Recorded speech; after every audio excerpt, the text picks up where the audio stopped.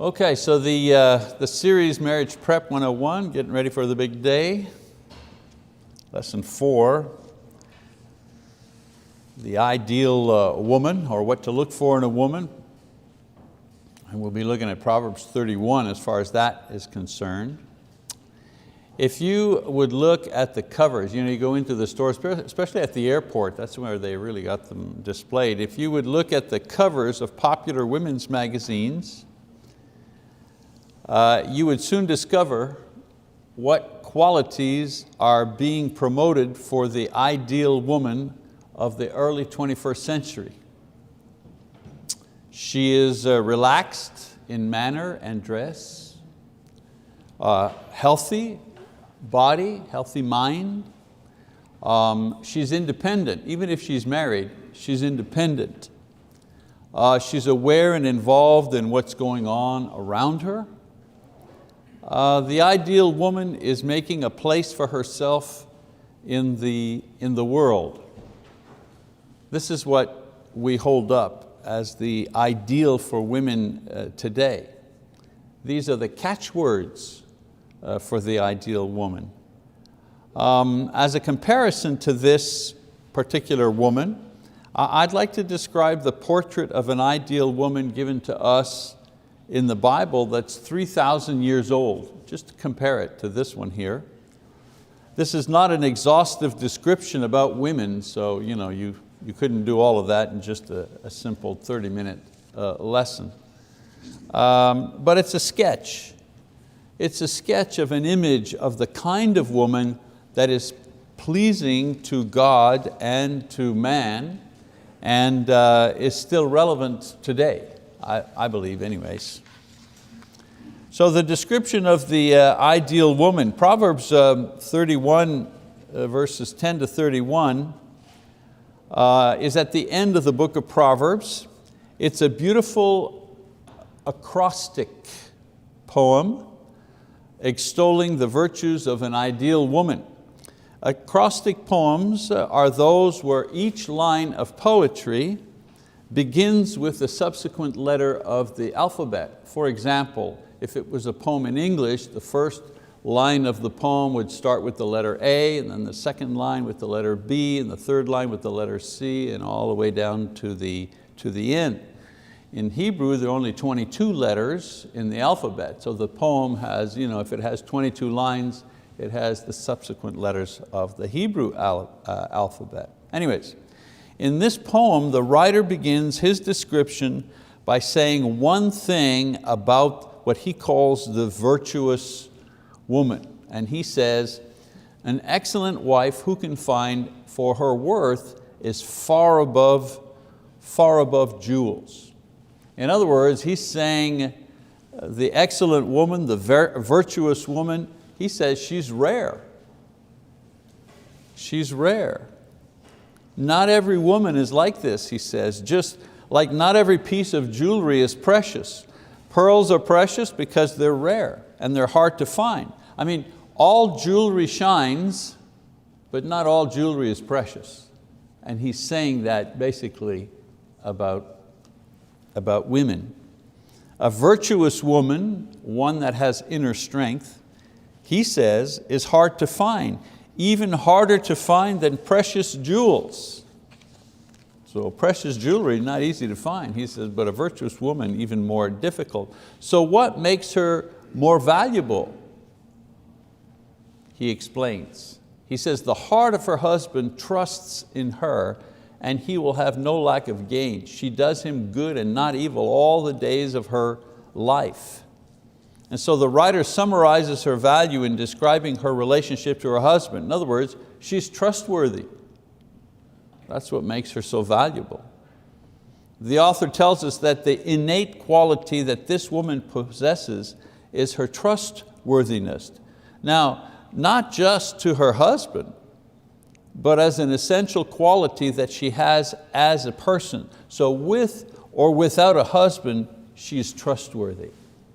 That's the thing that makes her precious. And he says, when you have found a woman like this, you have found a precious stone.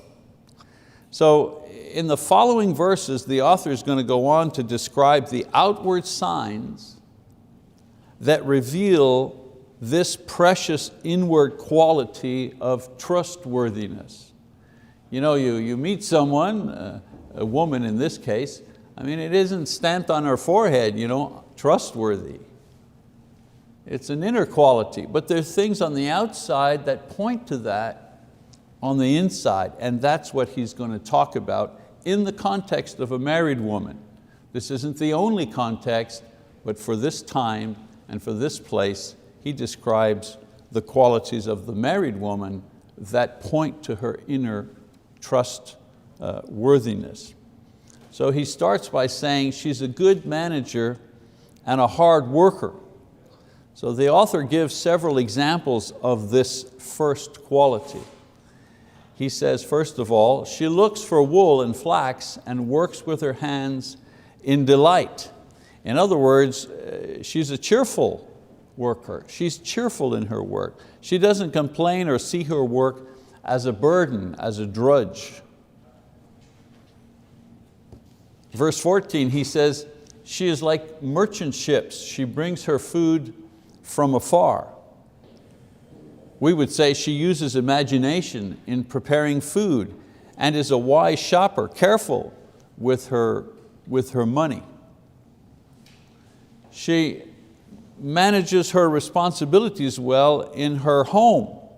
He says she rises also while it is still night and gives food to her household and portions to her maidens.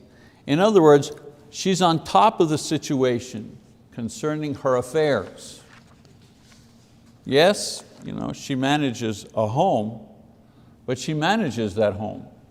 She knows what's going on. She's about her business. He says in verses 16, and then I'm jumping around here to keep the ideas together. He says, she considers a field and buys it. From her earnings, she plants a vineyard. Then in verse 24, he says, she makes linen garments and sells them and supplies belts to the tradesmen. So she has good business sense and she knows how to turn a profit.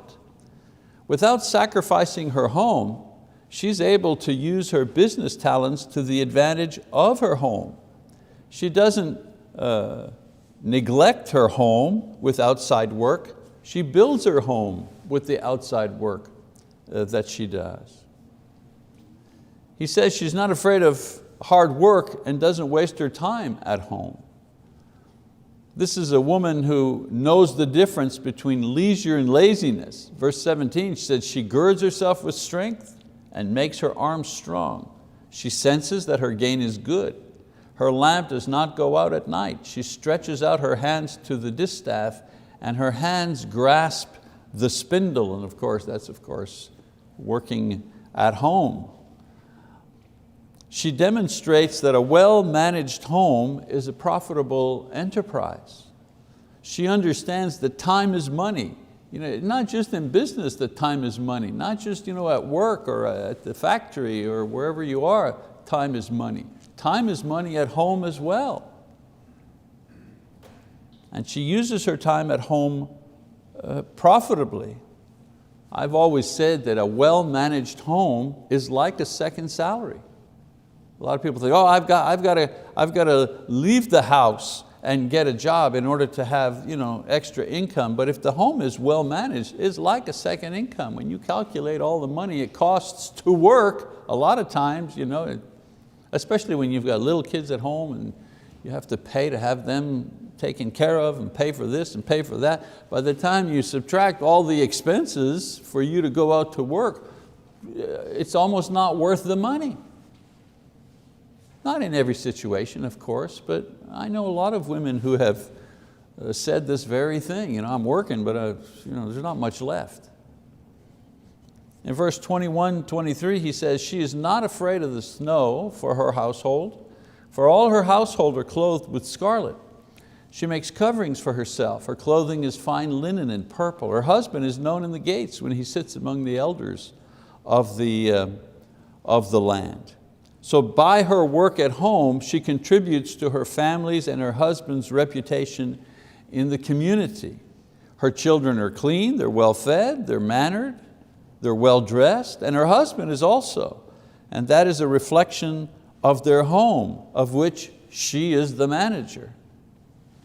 If marriage is a partnership, the woman that the author describes here is a good partner to have. I want that partner. I mean, in real life, I think I have that partner, but I'm saying if I were looking for a partner in life, this is the one I'd be shooting for. So in describing the outward signs that point to the inward quality of the ideal woman, the author begins by describing the things that make her a good manager and a hard worker. He continues by talking about another outward sign that points to her inward virtuousness, and that is she has a good character and a good reputation within her community. And he goes on to say 4 things about her character. First of all, he says, she extends her hand to the poor and she stretches out her hands to the needy. So she's kind and generous. James, in the book of James, tells us that benevolence to the poor and homeless is a sign of true piety, James 1:27. So this woman here is truly a spiritual woman with a godly character. Verse 25, strength and dignity are her clothing, and she smiles at the future. I love that expression, she smiles at the future. In other words, this is a woman who has confidence. She's not afraid of the future, the near future or the far future, because her faith and her good works cover her with honor and power. Good works are empowering. She's a person who's at ease in her conscience because her heart and her hands are busy doing what is right. She's not guilt-ridden or depressed because she's busy giving herself away to others, especially to the ones that she loves. He says also that she is wise. She opens her mouth in wisdom, and the teaching of kindness is on her tongue. Her tongue is not for gossip, but rather for edification. This is one of my own, when she was alive, I used to say one of my own mother, my mother, Jane, was one of her qualities. She never spoke ill of other people. And brother, she had opportunity, she had cause. I don't want to go into all the family stuff, but oh, wow. I used to say, Mom, how could you put up with that? I said, well, how could she say that about you or do that to you, blah, blah, blah. And I couldn't shake her. I said, well, some people have had hard lives and it's not easy for them. She would never speak ill of other people. Myself personally, that never held me back, but she had a wonderful quality like that. And I've also found that in my own wife, has that wonderful quality as well. So both never use their words to destroy, always to build others up, beginning with myself and our children at home. This is wisdom from above, and the woman of the poem demonstrates that, she has this kind of wisdom. In verse 27, he says, she looks well to the ways of her household and does not eat the bread of idleness. In other words, she's concerned, but her first and primary concern is her home and her family. There's a difference between concern and worry. Concern is you're looking at all the factors, you're looking at what's going on, you're paying attention. Little Jimmy, he's got the sniffles. I need to keep an eye on him, because there's a thing going around. She's not worried about Jimmy, but she's concerned about little Jimmy. There's water, there's moisture kind of building up over here. She's not, oh no, we can't afford a new roof. She's not worried, she's concerned, she's paying attention. I need to talk to Joe, her husband, when he comes home, I need to talk to him about that. So we can kind of nip that in the bud, and not make it something that will become expensive. The difference between worry and concern. She is aware of the needs of her family and the community, and she's concerned about fulfilling them, using all of her skills and qualities refined through years of service and practice. Paul says in 1 Corinthians 11:3 that the man is the head of the woman and consequently the head of the home. But the writer here in Proverbs 31, he balances out this picture by showing us that the woman is the heart of the home.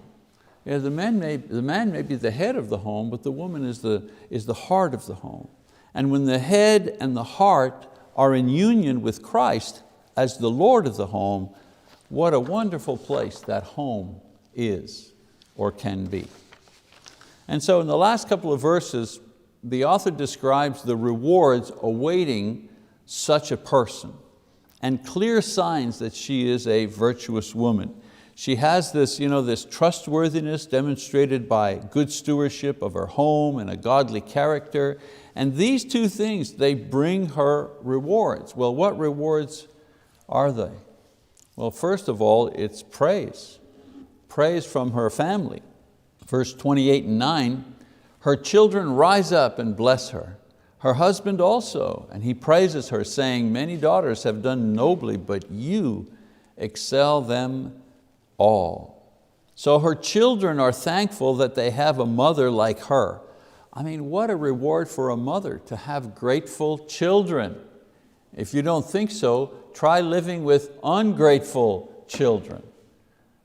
Children who are young adults, who do not recognize the sacrifices that their mother has made on their behalf and are ungrateful. That is a terrible burden to carry. Let's face it, as children, we have forgotten the things that our parents have done for us because I forgot.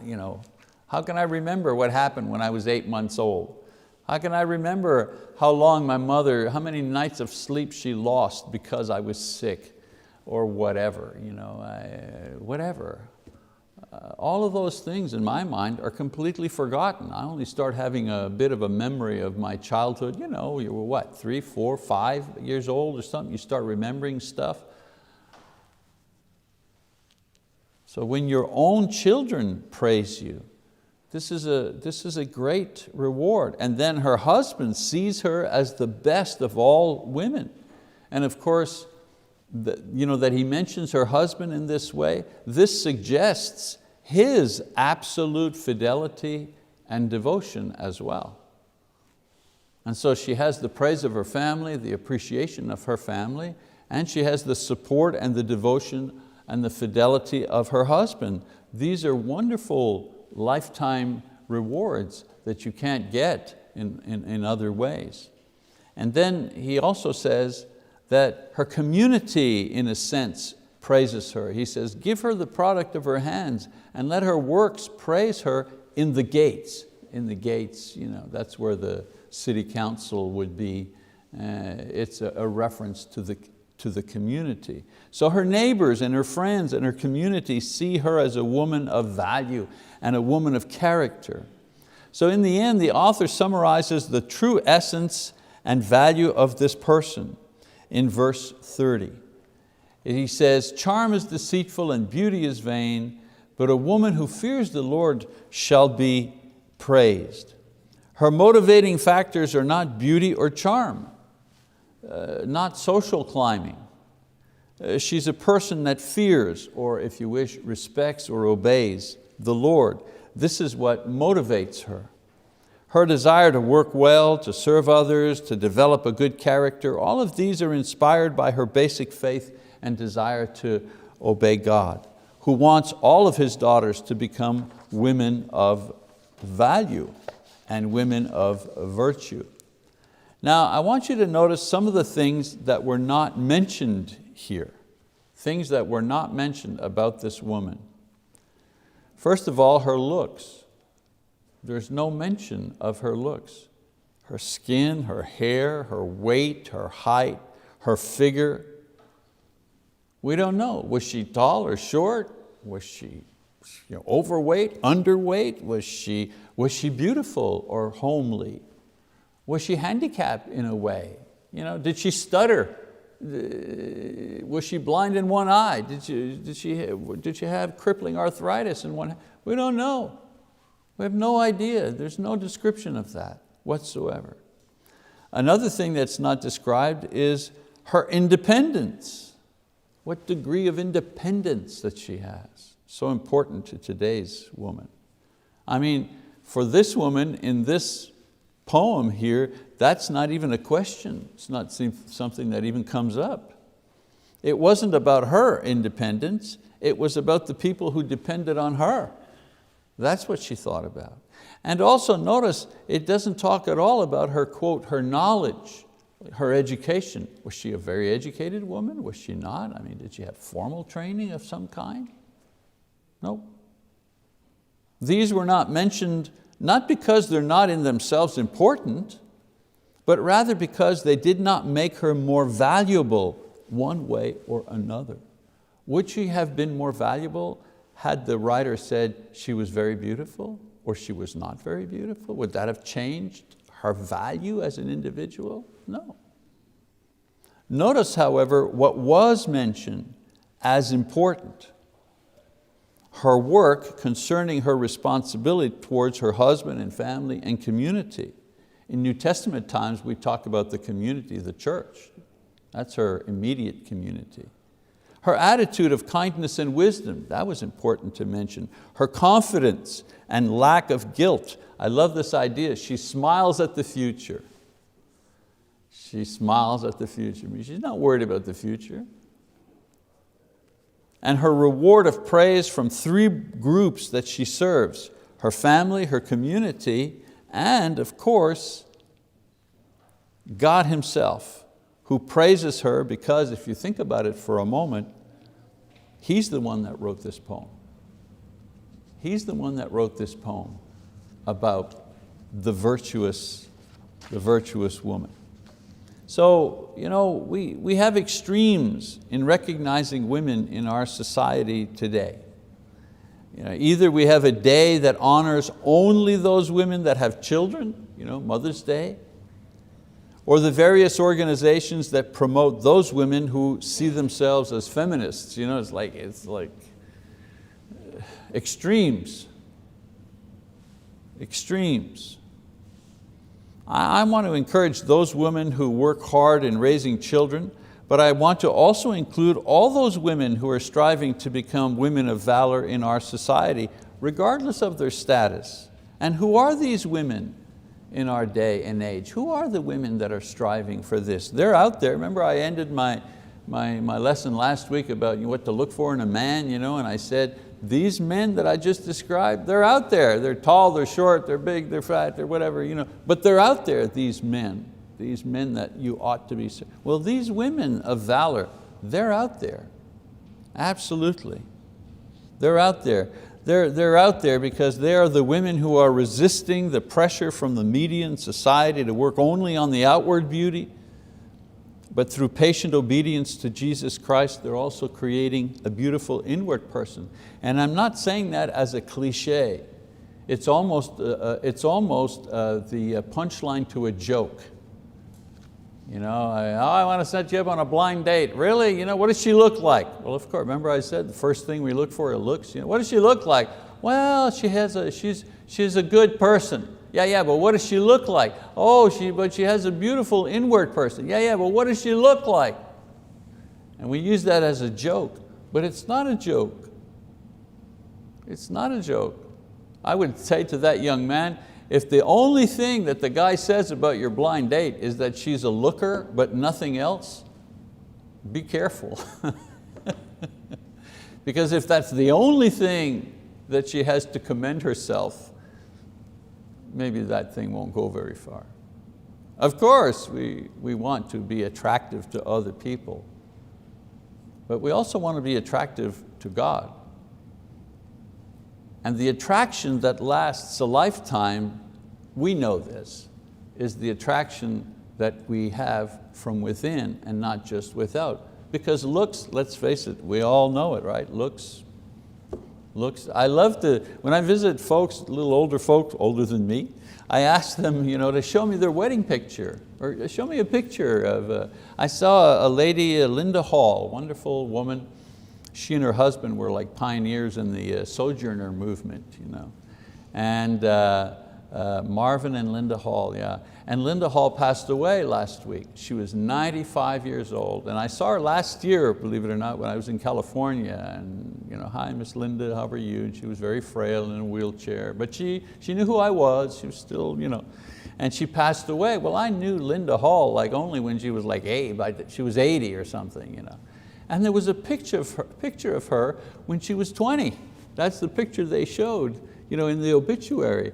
And what a lovely woman she was. But I never could see that because all I saw was a very frail old woman in a wheelchair.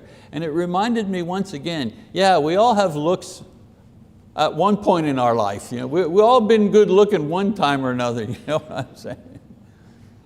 But the things we're talking about here, those things, they last beyond the time when our looks fail us. So these women I'm talking about, they're out there. They're resisting the pressure of the world to only work on the outside.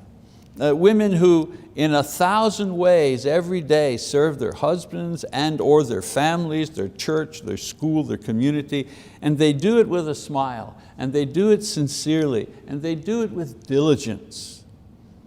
What was the thing that the servant saw in Rachel when he was searching for a wife for Jacob, right? What was the thing that amazed him? What was the thing that he asked God? Did he say, okay, God, show me the looker. I'm looking for the looker here because my boss, he didn't want me to bring home somebody who's ugly. What was the condition, he said? The one that comes and offers me water and gives me water and does what else? And takes care of my camel and my animals and my men. In other words, the one that comes by and offers us service. And if you read that passage, you notice that she served them eagerly. She was happy to do it. Yes, my Lord, she said, I'm happy to serve you, and let me get this for your animals, and so on and so forth. So those women are out there, able to serve with a smile and sincerity and diligence. Women whose strongest desire is not to be free and independent, but rather desire to be useful and kind and generous to those who are in need. What a marvelous quality that is. And of course, women who are keeping themselves pure sexually and ready not ready just for marriage, if that's what we're talking about, but also ready for the return of the Lord. Ready for the return of the Lord. I tell people, who told you that, especially young unmarried people, who told you that you're going to get married before Jesus returns? Maybe He'll come back before you have a chance to get married. Won't you be happy that you've prepared yourself not only for marriage, but you've prepared yourself for Him? So we have many such women. Of course, they're out there, but they're in our congregation as well. And our young men should take careful note of this lesson and review it seriously, because I think a lot of times their criteria for finding wives is based more on worldly ideas hatched in Hollywood than godly ideas found in Scripture. It's the Scripture that teaches us how to stay married for life. Hollywood, I use that as a catchphrase for pop culture. Hollywood never teaches us how to stay married for life. That's not the message.